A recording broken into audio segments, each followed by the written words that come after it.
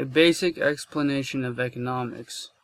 In this video, I intend to explain my views of economics, specifically the basic fundamentals of the topic. I am not an economist, but I feel that I have a solid basic understanding of the topic. Economics could be said to be all about people interacting with each other to get the goods and services they desire, and how that interaction results in the production and/or provision of those goods and services. In order to understand something that is complex, like modern economies, it can be helpful to first focus on a much simpler economy. For this video, I will start with the economy of a small Iron Age village, and then expand from there. In such a village, most would be farmers, and there would be some people who did other things like blacksmithing, some kind of religious role, and others. If the village is self-sufficient, which for now it will be for explanatory purposes, its economy will be like this. The farmers produce enough food for themselves and a little extra. That little extra finds its way to all the non-farmers, either through direct trade, buying, or in exchange for a service. A village blacksmith would perhaps be building things like tools that others may be interested in and sell them or trade them directly for food, or whatever else he wants. Or perhaps he would fix something for someone else in exchange for what he wants. Someone in a religious or political role will perhaps be seen in some way as providing service to the village as a whole and is compensated collectively. Any other roles would get food similarly to all the roles I just mentioned.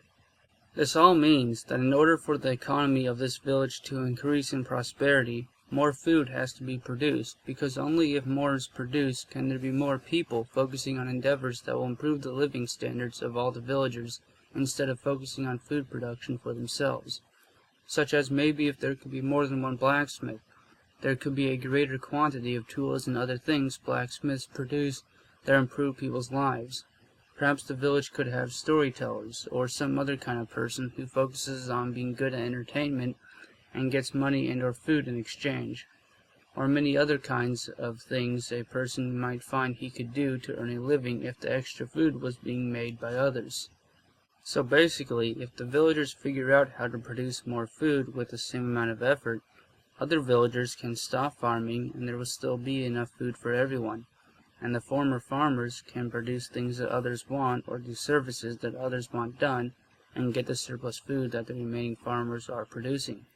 And as more people can focus more on satisfying needs and wants that don't emanate from the fear of starvation, the villagers' standard of living is improved, which means the village is more prosperous.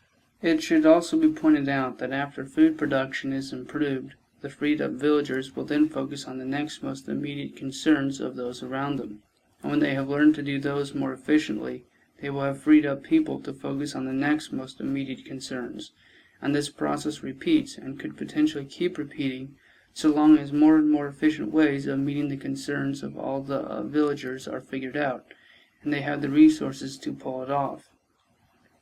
Now that we have an idea of how very simple economies work, what about modern economies? In the village economy, farmers probably often grew and sold their own food, and blacksmiths and craftsmen probably often gathered whatever resources they needed, made their products, and sold them all themselves. As an economy gets bigger and more prosperous, it will have more and more people, and get increasingly more complex. In order to get food and whatever else they want, people have to be engaged in the production or provision of some desired product or engaged in the provision of a desired service. So when there is more people, all the different tasks that were done by one person in a simpler economy will be divided amongst the now higher population. For example, the blacksmith will, instead of using valuable time getting resources himself, will buy them from a person who devotes his time to gathering resources that the blacksmith may need. And also, instead of the blacksmith selling his finished products himself, someone else will buy them from him who devotes his time to selling finished products. This division of labor would happen because it is beneficial to all the parties involved. The resource guy has a job, the blacksmith can spend his time focusing only on producing more products, which allows him, despite paying for the resources, be potentially even more profitable than he was before, and the seller also has a job.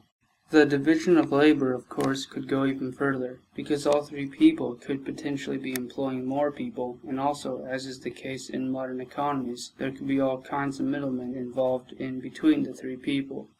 So what was figured out from the village example can still be seen in a more complex modern economy.